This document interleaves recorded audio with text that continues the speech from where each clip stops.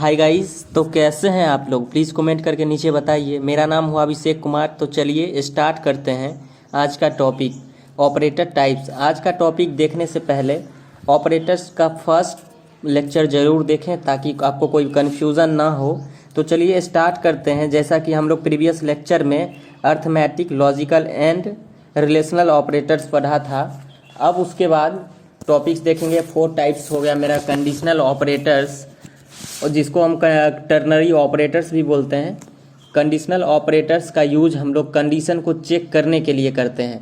Conditional operator में 2 condition होते हैं। फर्स्ट ऑफ हो गया मेरा true and then second of हो गया फॉल्स। अगर मान लीजिए दिया हुआ कंडीशन सेटिस्फाई करता है तो उसका आउटपुट ट्रू होगा, अदरवाइज फॉल्स होगा। मतलब कि जो कंडीशन दिया हुआ है उसमें अगर कंडीशन सेटिस्फाई कर रहा है तो उसका आउटपुट ट्रू होगा, अदरवाइज फॉल्स हो जाएगा। अब चलिए देखते हैं सिंटैक्स ऑफ कंडीशनल ऑपरेटर्स। तो सबसे पहले लिखे हैं condition question mark, then true expression, उसके बाद फॉल्स एक्सप्रेशन। कंडीशनल ऑपरेटर्स को हम लोग बेसिकली इफ पार्ट को रिप्रेजेंट करने के लिए यूज करते हैं। कंडीशनल ऑपरेटर हम लोग को 2 वैल्यू रिटर्न करता है। एग्जाम्पल, कंडीशन अगर सेटिस्फाई करेगा तो true, otherwise false value return करेगा। तो चलिए फोर्थ के बाद फिफ्थ बिट वाइज ऑपरेटर्स देखते हैं। बिट वाइज ऑपरेटर्स का यूज बिट लेवल के डाटा को मैन्युपुलेट करने के लिए यूज किया जाता है। इस ऑपरेटर का यूज हम लोग राइट से लेफ्ट और लेफ्ट से राइट बिट शिफ्टिंग के लिए किया जाता है।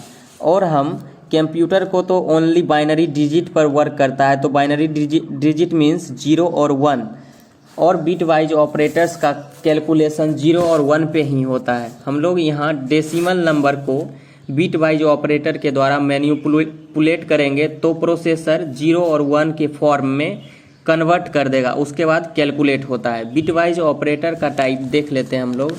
ऑपरेटर्स हो गया बिट वाइज एंड, सेकेंड हो गया बिट वाइज और, उसके बाद थर्ड ऑफ हो गया बिट वाइज एक्सक्लूसिव और, उसके बाद लेफ्ट शिफ्ट, राइट शिफ्ट। अब हम लोग ट्रूथ टेबल भी देख लेते हैं। बिट वाइज ऑपरेटर्स का जो हम लोग प्रोग्राम बनाते टाइम यूज करेंगे ट्रूथ टेबल को ऑफ बिट वाइज ऑपरेटर्स। तो यहाँ पे सबसे पहले 2 वेरिएबल लेंगे ए और बी। तो जैसे मैट्रिक्स में 0 0 0 1 1 0 1 1 होता है, तो उसी टाइप से देखते हैं। तो यहाँ पे फर्स्ट ए में हम लेंगे 0 और सेकेंड बी में भी लेंगे 0। तो उसका ए वर्सेस बी क्या आ जाएगा? 0, उसके बाद आ जाएगा 0 फिर 0। फिर से लेते हैं हम, एक बार लेते हैं मैट्रिक्स के अनुसार 0 और 1, देन क्या आ जाएगा? उसका आउटपुट 0 आएगा, 1 आएगा, फिर से 1 आएगा। फिर लेते हैं 1 0 एक बार, तो फिर से 0 आएगा, 1 आएगा एंड देन 1 आएगा। और फिर से ए का और बी का वैल्यू 1 1 लेके चेक करते हैं तो उसका आ जाएगा ए बी कॉन्सेप्ट आ जाएगा 1, देन ए बी मॉड्यूलस का आ जाएगा बी और आ जाएगा फिर से 0। 6 हो गया मेरा इंक्रीमेंट डिक्रीमेंट ऑपरेटर्स। इंक्रीमेंट और डिक्रीमेंट ऑपरेटर का यूज हम लोग वेरिएबल के वैल्यू 1 टाइम इंक्रीज और डिक्रीज करने के लिए करते हैं।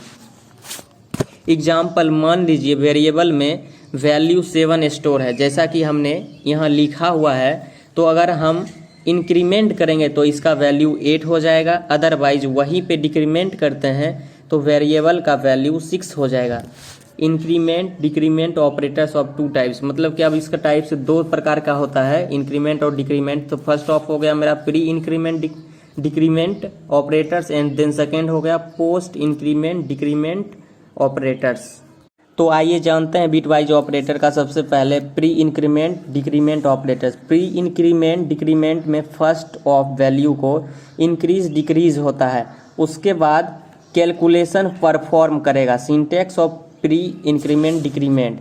तो सबसे पहले यहाँ पे सिंटैक्स देख लीजिए, प्लस प्लस वेरिएबल नेम, उसके बाद हमने लिया है फिर से दोबारा कंडीशन आएगा variable name, minus minus variable name, और देन सेकेंड था मेरा post increment decrement operator. Pre increment और डिक्रीमेंट ऑपरेटर का उल्टा हो जाएगा, डायरेक्ट अपोजिट होगा। दैट मीन्स सबसे पहले पोस्ट इंक्रीमेंट रिप्रेजेंट करेगा, उसके बाद कैलकुलेशन परफॉर्म करेगा, देन बाद में वैल्यू चेंज होगा। मीन्स कैलकुलेशन परफॉर्म होने के बाद वैल्यू इंक्रीज और डिक्रीज होगा। तो आइए अब जानते हैं फिर syntax of post increment decrement operators. तो सबसे पहले इसमें जैसे कि हमने बताया था कि इसका अपोजिट हो जाता है, प्री का पोस्ट अपोजिट होता है। तो सबसे पहले ब्रैकेट लेंगे वेरिएबल नेम, फिर ब्रैकेट क्लोज करेंगे, देन प्लस प्लस। उसमें देखिएगा वहाँ पे सबसे पहले हम सिंबल यूज किए थे एडिशन का, लेकिन यहाँ पे सबसे पहले वेरिएबल नेम लिखेंगे, उसके बाद सिंबल यूज करेंगे एडिशन का। फिर देख लीजिए यहाँ पे फिर से सेकेंड एक्सप्रेशन जो है variable name then minus minus. तो चलिए अब समझते हैं स्पेशल ऑपरेटर। स्पेशल ऑपरेटर का यूज हम लोग स्पेशल वर्क परफॉर्म करने के लिए किया जाता है। सी प्रोग्रामिंग लैंग्वेज में बहुत सारे दिए गए हैं, जो एक एक सबको देख लेंगे।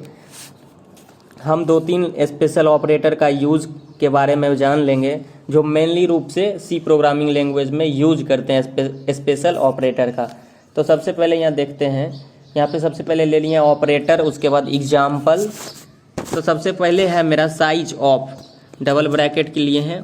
उसके बाद यहाँ पे देखिए वेरिएबल लिए हैं इंट डाटा टाइप, देन ए लिए हैं वेरिएबल नेम और सेमीकोलन। रिटर्न करेगा 2 और 4 बिकॉज इंट में जो प्रोसेसर 2 बाइट्स का होता है, जैसे हम बताए थे कि डाटा टाइप्स में करेक्टर हो गया, character 1 byte, integer 2 byte, float 4 byte, ऐसे करके। तो इसमें इंट जो है वो कितना रिटर्न करेगा 2। प्रोसेसर के अगर 64 है तो 4 करेगा, 32 बिट है तो 2 करेगा। दिस ऑपरेटर किसी भी वेरिएबल का साइज डाटा टाइप्स के अनुसार रिटर्न करेगा।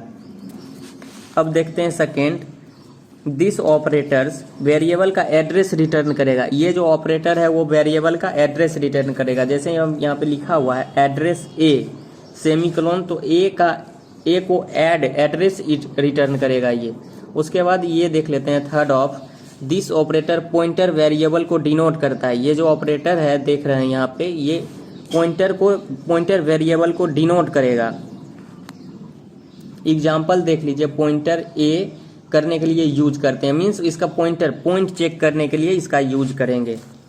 तो आज के लिए इतना ही guys. I hope operators and operator समझ में आया होगा। अगर कुछ सीखने को मिला है तो लाइक शेयर और सब्सक्राइब ज़रूर करें।